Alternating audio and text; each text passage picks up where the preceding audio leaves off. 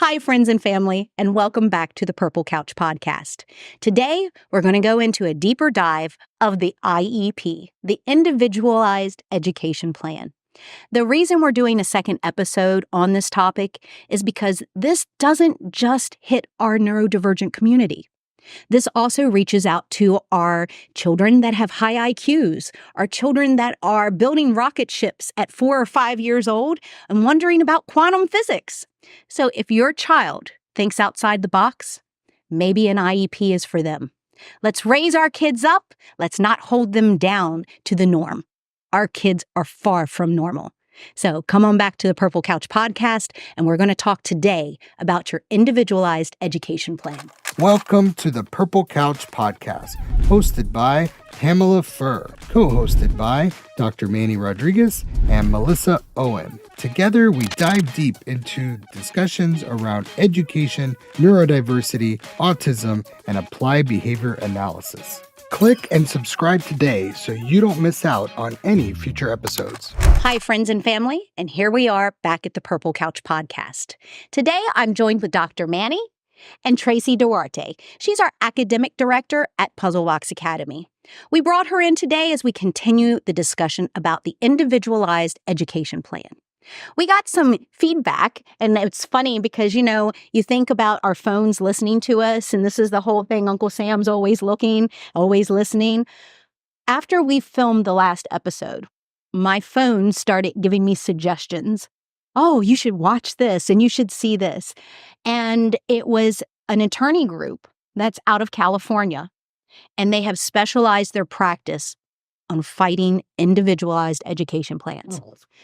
So it should tell you that this is a need. This is a nationwide need. We're in Florida, and my phone has already given me data from California in the law office that specializes in child advocacy and ensuring that the FAIR and IDEA laws are applied to all students. Yeah. So that's just like we were talking about last time. There are legal obligations that the public school system has to ensure your child is given the best opportunity to learn. And that doesn't matter if they're neurodivergent. It doesn't matter if they're, gifted and gifted in so many ways. I just talked to someone yesterday and they were asking me about our neurodivergent community. And I said, this is not a hindrance. Just like ADHD, ADD, we have to change the perception. These are superpowers our kids have. One of the things in my own neurodivergency is that my brain does not shut off. So I have a brain that runs so fast that my mouth sometimes, and you all know how much I talk, my mouth doesn't keep up with my brain. What does that do for me, though? I can multitask. And as Manny can tell you, and Dr. Pauly, this is a shout out to you, we used to always say, well, what Pam can do, divide it in half. And that's because that's my superpower. Just like our children, we're showing them what their superpower is. Your son Aiden has a superpower. Why? Because he can fidget and he can move around and he's still staying with the conversation the whole time. Mm-hmm.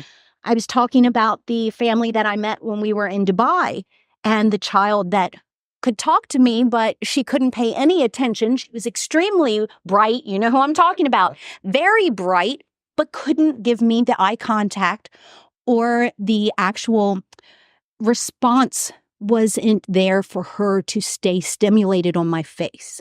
And I want to stress that because a lot of our kids get I don't even want to say diagnosed because it's not that. It's like they get put in a corner. They get put in a box. Yeah. Yeah. Exactly. And absolutely. Parents don't know how to get them out of the box, but they want to. And that's where we come and we need a team. Yeah. So I watched some of the webinars that this attorney group did. And it was so funny because when we were talking to Manny about his son Aiden and about how they were trying to remove services, this is a big deal nationwide. So many parents have services removed, then the IEP goes away, and now trying to reestablish an IEP after that, they're behind the 8 ball. So now they're fighting the system and they're struggling. Well, why did you agree to let services be removed in the first place? And one of the topics that they were speaking of was, what if the services are not helping?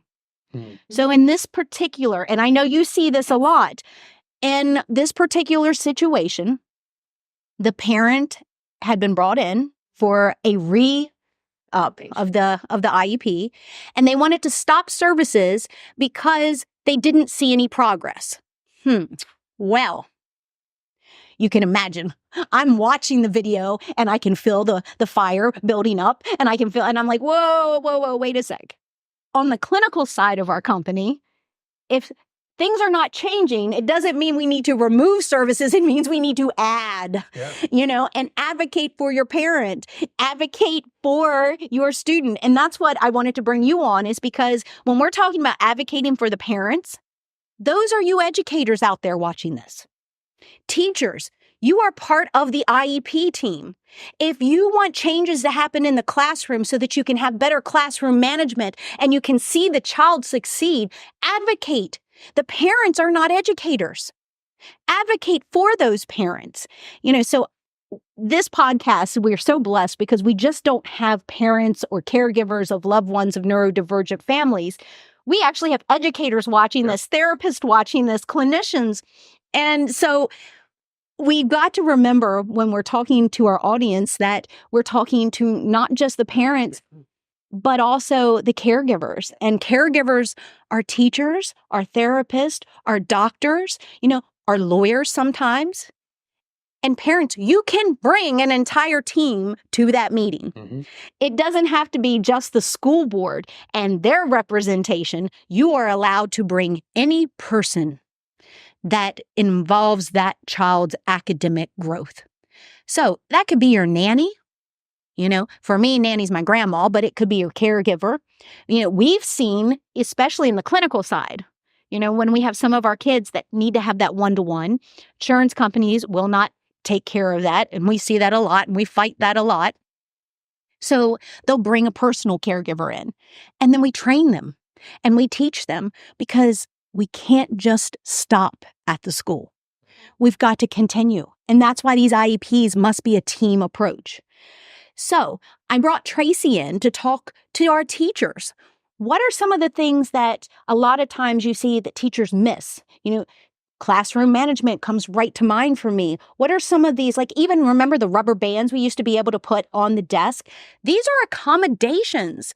Just like we were talking about last time, letting our kids STEM. Right. That's an accommodation.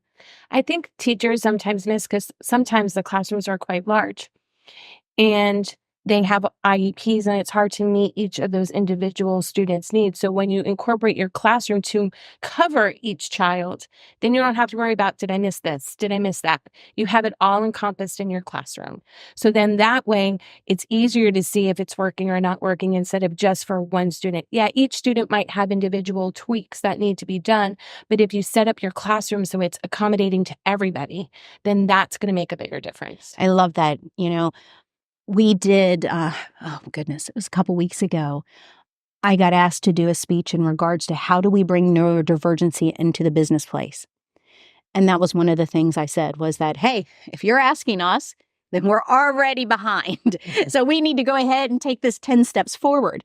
And I said the same thing. If you're going to allow one employee to wear headphones because they can isolate, they can listen to a book, listen to music, and be able to do the best data entry because they are hyper-focused, then allow all the employees, not just the one that stands out because they've already come to HR and said, hey, I'm just going to let you know I'm neurodivergent. I have attention deficit disorder. So therefore, I need to hyper-focus in regards to this aspect, and this outside noise, it is a distraction from me. That's another tip right there, guys. That's how you advocate to your human resources director. But we need to do that. We need to think about the whole class. So, for instance, one accommodation isn't just for one kid. It might help another student, and you wouldn't even have known had a problem. And then all of a sudden, that accommodation just heightened their ability to stay on task or complete their work or, answer questions or be a part of the classroom environment without struggling. Yes. So I look at it as a teacher. It's not just one student. It's for all students. When you are looking at a student, and I'm going to focus on this because it is so key, when you're filling out an education plan for that child, you need to remember it's going to travel with the child. So you're not just talking about the child in the environment they're currently in. And I think a lot of times that is something that falls short on IEPs, is that they're only speaking of a specific cause in this situation XYZ, when IEPs need to be more general. They need to be looking at, well, how's that kid going to handle the cafeteria? The overstimulation of all the sound in the cafeteria, not just the classroom. Correct. It's funny you say that. I'm writing an IEP right now. And in doing that, I have to look at the whole child. I have to look at past, present, and future goals for that. Because if you don't, and you're just narrow focused on one subject area or one area of deficiency, you're missing everything. You have to look at that whole picture.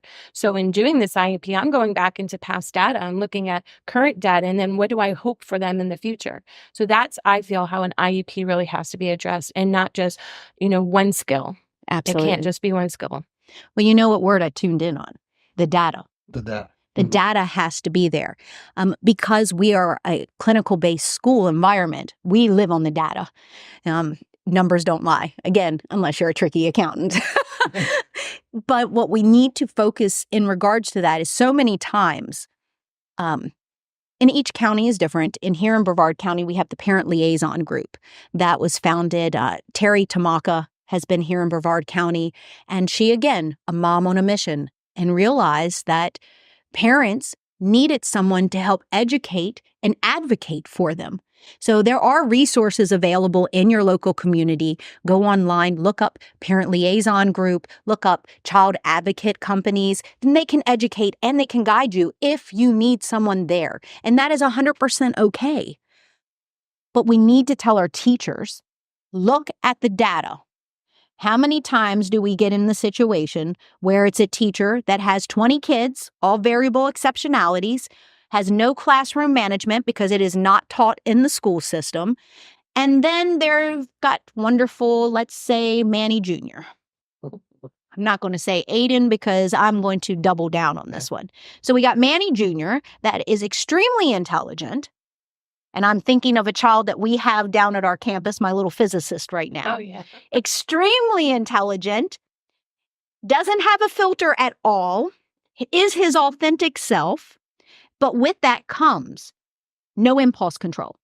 So as the teacher is instructing, well, what if?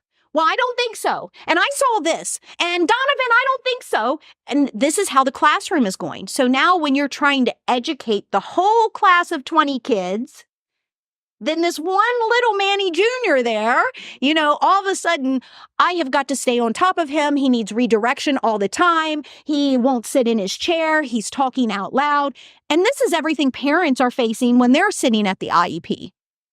Well, parents, where's the data? Because that teacher could have had a bad day that day.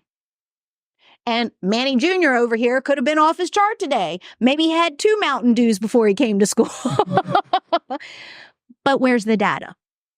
So it's extremely easy. While you're doing board work, while you're educating the rest of the class and you're having your presentation, whether it is a hands-on project, board work, or if they're in group study, have a clicker with you. All of our RBTs love them. It's just a little tiny thing you can get at the Dollar Tree, at the dollar store, Amazon, any of your convenience stores now. Most of them have them. And it is like, when you go through the bite gate and you click it every time somebody goes in and out. Well, those clickers keep your data. So every time Manny Jr. talks out loud, click it. Every time Manny Jr. is moving his seat, you're clicking it. Why? Because these are times that redirection is needed.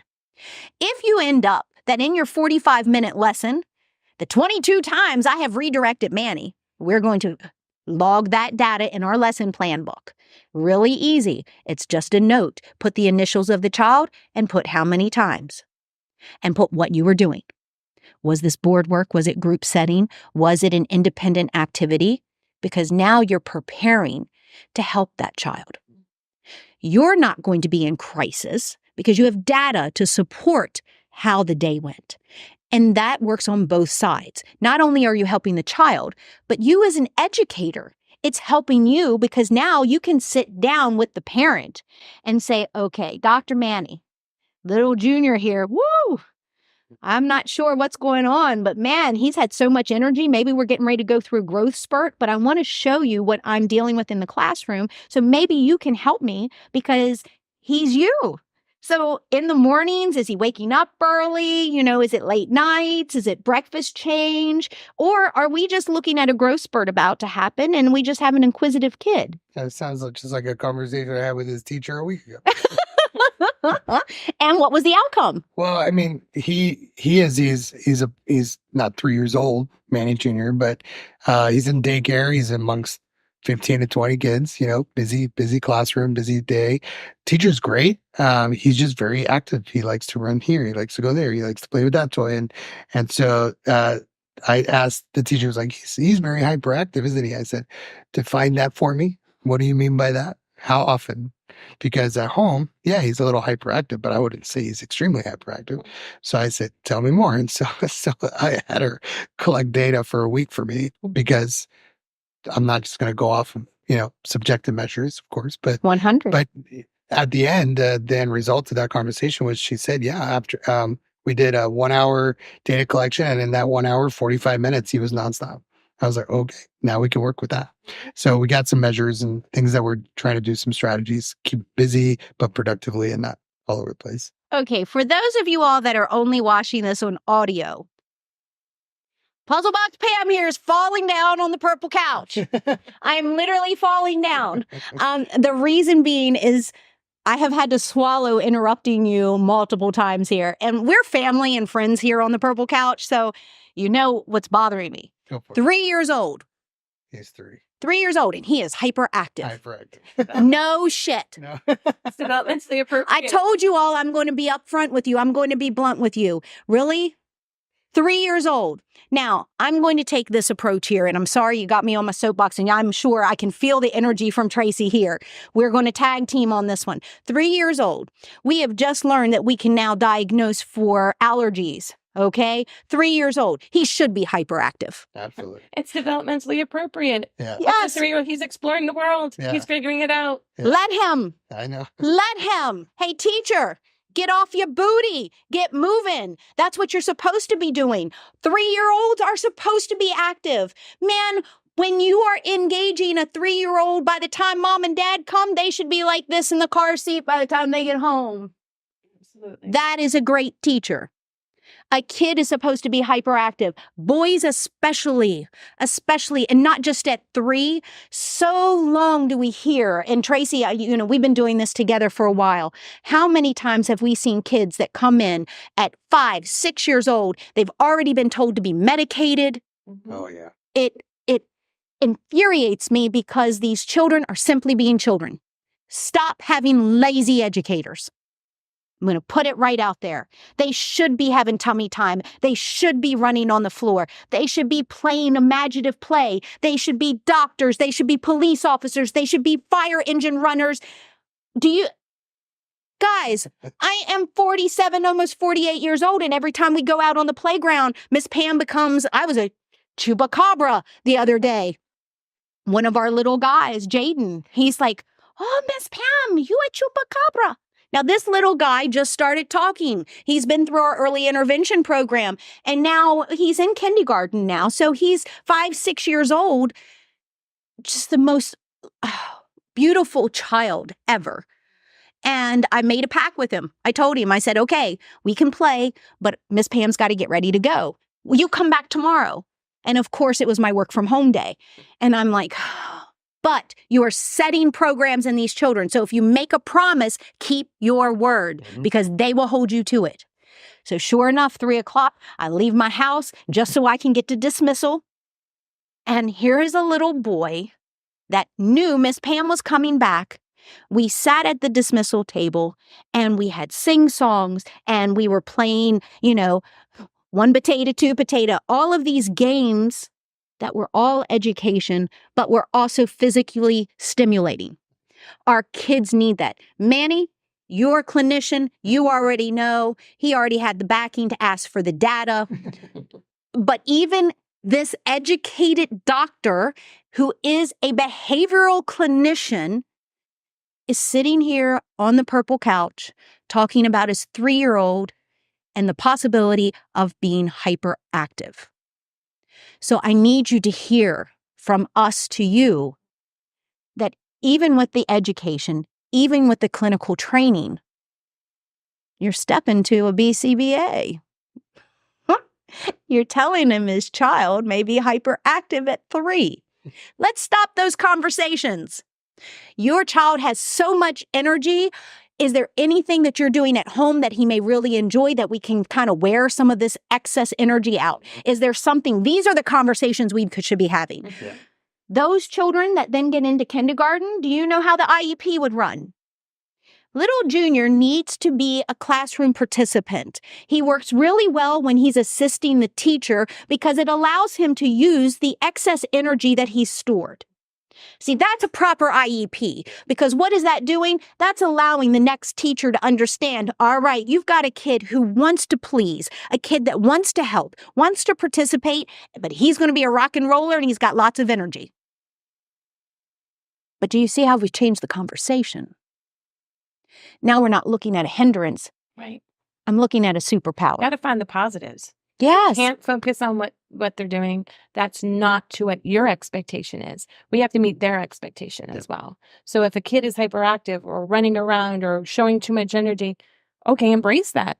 Make your classroom adjustable so that his needs are met, and you might find the other kids are going to fall right in line and you'll get more out of your entire classroom than just that one student. Love it. Yeah. No, did you just hear what we're talking about there? Quantum entanglement. Do you understand? Superposition. We don't know what the activity level is. Is it going to be in a loose state? Is it going to be in a hyperactive state until we see it? Then once we see it, we have already put the label on it. Perception versus reality. Yeah. You know, the next part, what were we talking about with our 3rd and 4th graders? When they become part of a team, when they get that entanglement, what do they start to do? They start governing themselves.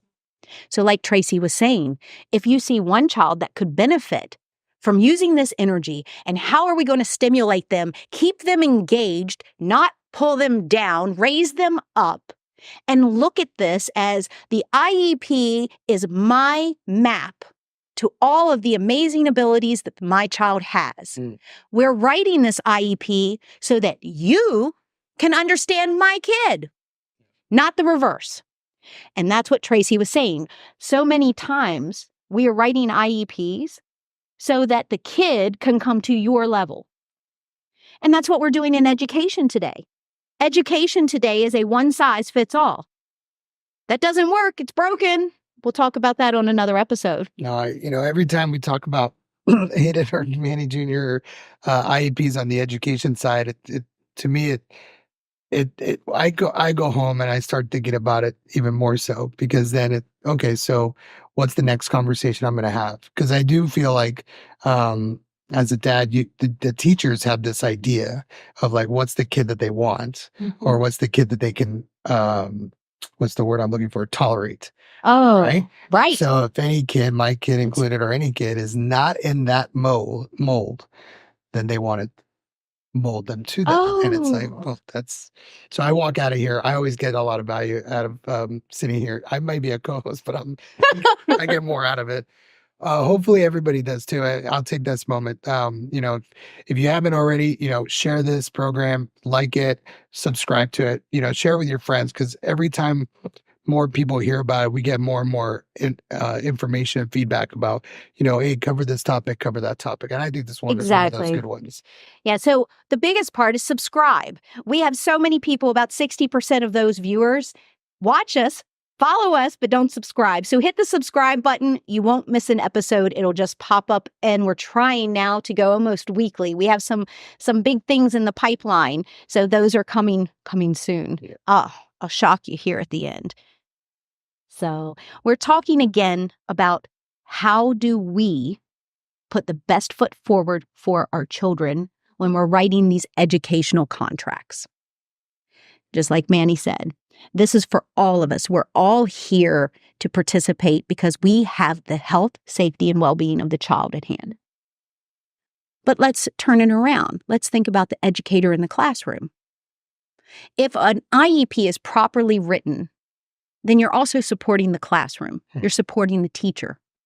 So we have to look at this as a synchronicity that we're all coming together as a team. But you are right. They want the perfect robot that can be cloned in the classroom. And we've got to stop this. There has to be a time that we put our foot down. We raise our voice, and together we stand. The education system, as we currently know it, needs to be rewritten.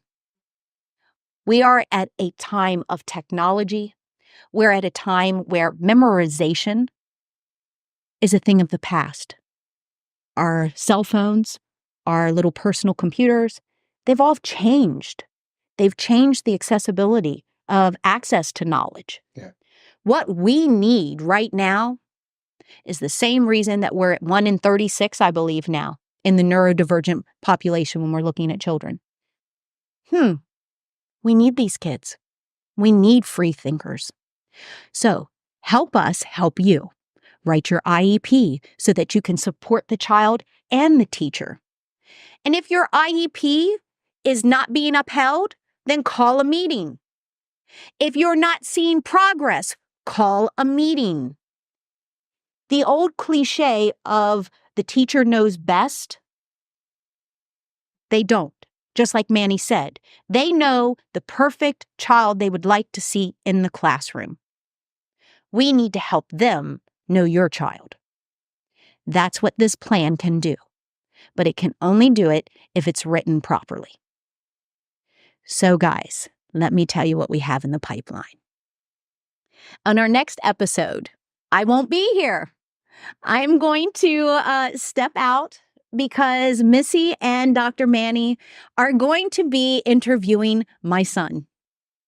Loki has volunteered to be a voice of the high-functioning adult now that's coming from the school system, from the clinic system, into the education and the work field, and it'll be a true perspective.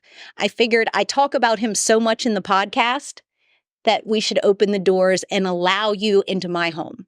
So our next episode of the Purple Couch podcast will be the one and only Loki Live. So guys, come on down, visit us. We're here to help you next time on the Purple Couch podcast.